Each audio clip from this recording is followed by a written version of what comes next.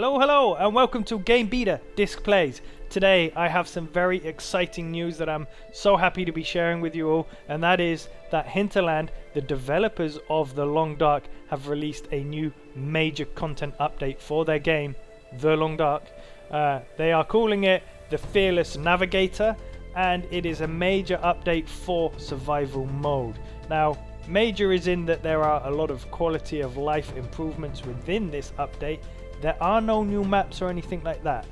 However, the quality of life improvements that they have included in this update are superb, and I think they go a long way to making navigating the world better and more involved, and I'm very happy to be going through this. This is going to be a short video about what the content update is about. I will leave in the descriptions below the official video from Hinterland on their website that you can watch below. So we are going to get into have a looking at what this update is about and how I'm going to be using this update in a new upcoming series. So first of all, let's have a look at the update itself. Like I said, update 1.76, the Fearless Navigator. The update is for survival mode. And they have, first of all, they have survival markers. So now in the world you can find spray cans, and you can use these spray cans to leave identifying marks around the world. Currently their plans are that these marks are going to stay indefinitely in the world. However, in a later update they have said they are entertaining the idea of making it so the marks slowly disappear over time, maybe hundreds of in-game days. So that might be something that's interesting later on, so you'll have to go back and actually respray these survival marks. But some of these, there's many different survival marks that you can spray. There's things like searched, some of the other ones I'm trying to think of are like navigation, like arrows, those sorts of things. Again, have a look at their video. I'm not going to go into too much detail. The video will explain it in more detail than I will here. You have rock caches as well. This is the thing that I am probably most interested in, or one of the things that I'm most interested in this update. And the rock caches allow you to use stones to create a rock cache that you can leave out in the wilderness, and you can, in those rock caches, you can leave things such as food, survival items, tools, these sorts of things. I think this is a very neat idea. This is probably the thing I'm going to be using the most in future gameplays. It's great because you're going to be able to leave, like, you know, crowbars or tools, those sorts of things that you don't want to necessarily take with you all of the way to somewhere far away, because, you know, those tools can weigh you down. You can also leave food, and you can also leave fire starting equipment, anything basically. As far as I'm aware, you can leave anything from your inventory in these rock caches, so very excited to look at that. Vista surveys is the next thing on the list that they have introduced, and this is a very new mechanic that they've introduced, Polaroids, so picture Polaroids, into the world. Now I think each region has a singular Polaroid, I think. I might be wrong on that, but I think that is. And these Polaroids indicate a location that will offer you a wide vista of the region that you are currently in. And going to that location that the Polaroid shows you, if you perform a survey with the charcoal there, it will reveal a massive majority of the region map. So this is something in my playthrough that I'm going to be using, which I'll get to in a minute, but this again is something that I think is really cool, and something that was missing from the old game, using the old charcoal survey. Which brings us to the next point. They have improved the charcoal survey, and this again is something that I'm very excited to look at. I was recently trying to achieve the achievement for Faithful Cartographer, I think it is, where you have to reveal the entire map. I was doing that on a lower difficulty. I abandoned that when I began my YouTube channel, but this improved charcoal survey basically allows you to reveal more of the map around you, and it also takes into account your altitude. So if you are high up on the map, it is going to allow you to reveal a much wider area around you. So if you're on a mountain and you survey from on the mountain, logically you should be able to reveal much more of the map. In the old charcoal survey system, that wasn't necessarily the case, but now they have improved it for that to happen. So that again is a very good improvement. The map and journal, they have made improvements to the map and journal as well. So now they have layers on the map, layers of information on the map, so you can rename and locate different things or turn things off, turn things on. This is good because obviously now with the now with the spray can system where you can leave survival markers, these actually appear on your map. So you're going to be able to turn some of them off, turn some of them on. You're also going to be able to locate and rename your rock caches as well. So all of these new mechanics are going to be able to be visible on your map and in your journal, and I think that's a really good idea.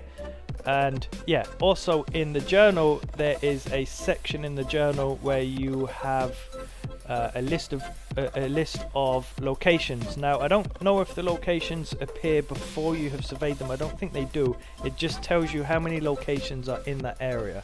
So it could be naught of, so if you haven't surveyed anything, I think it says naught of, you know, like 15 or something. And as you survey locations, those numbers will go up for like 5, 10, 15 until you found all of them. So 15 of 15 locations. That will be in your journal. So again, this is something that's going to be very helpful for those people that are trying to do the faithful cartographer achievement. Okay, and then the last part in their notes is the telemetry and quality of life. So new auto walk accessibility feature. This ensures comfort for all players from hand and wrist issues. So if you're one of the people that suffers from RSI in your wrists or whatever, then this is going to help you to be able to play the game in a comfortable manner. So really good. I like Hinterland. They're really thinking about their customers here and the people that play their games, and it's nice. This is why I love this game, because it's a fun game. Don't get me wrong, it's probably the best survival game I have ever played on the PC, but also Hinterland is just a good development team. This game came out in 2014.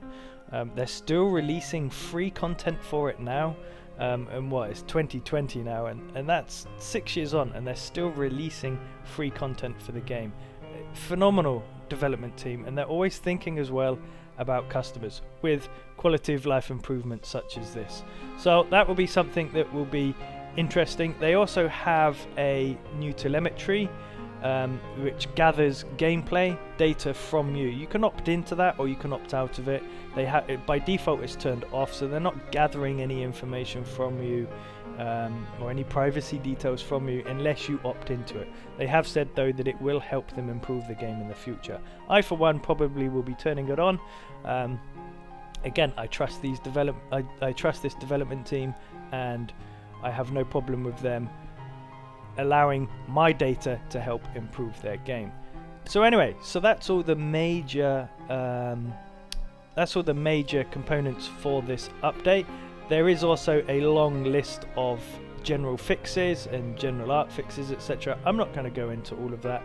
That is on the Steam page, so you can go and have a look at the update on the Steam page if you like. Like I said, if you want a visual representation of these updates, I will also leave in the description below a link to the Long Dark Hinterland channel, and you can see there and watch the video there of their actual update where it's more visualized.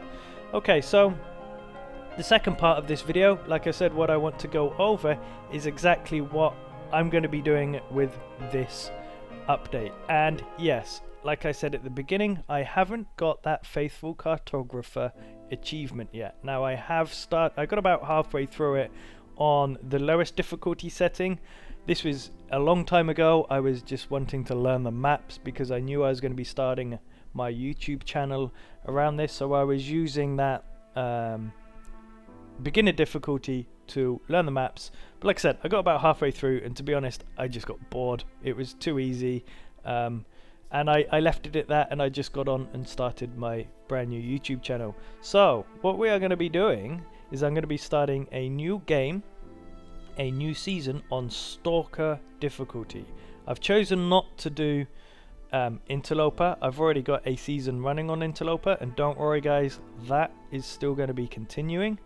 But I'm also going to be doing this survival mode on Stalker difficulty, exploring and using the Fearless Navigator update.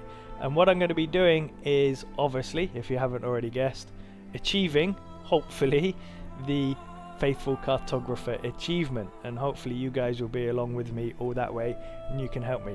So for those of you that don't know, the Faithful Cartographer achievement is where you map all major zones in the game world, or all major locations in the game world, the entire game world.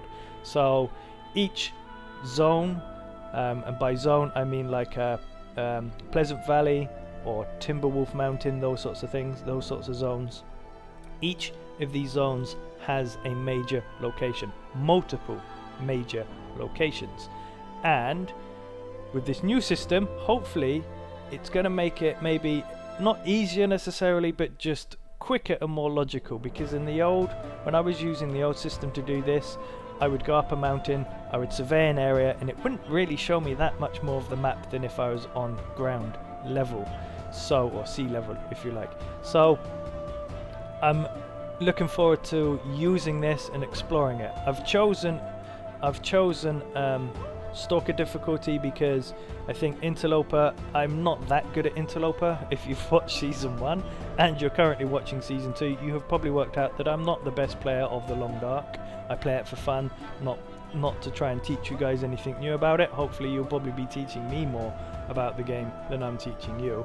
But yeah, I think Stalker difficulty is a good, it's difficult enough that it's going to keep me interested and keep me on my toes, but not so difficult that I'm going to keep dying every 7 to 10 days or whatever it is. And obviously if we do reach the Faithful Cartographer achievement, then I think the next goal for that will be to stay for a year within the game world. We'll see. It might even take me a year if I survive that long to achieve the Faithful Cartographer. So that's what we're going to be doing. We're going to be starting a brand new season on Stalker difficulty and looking at the Faithful Cartographer achievement, and hopefully unlocking that achievement using all of the new and wonderful mechanics that have been introduced in the Fearless Navigator update. Okay guys, so hopefully the first video in the series will be out within the next couple of days, and I hope you all join me, and I'm very excited and looking forward to getting on and exploring this new update. Thank you very much guys. This is GameBeta Displays, and I will see you next time on Fearless Navigator. Bye bye.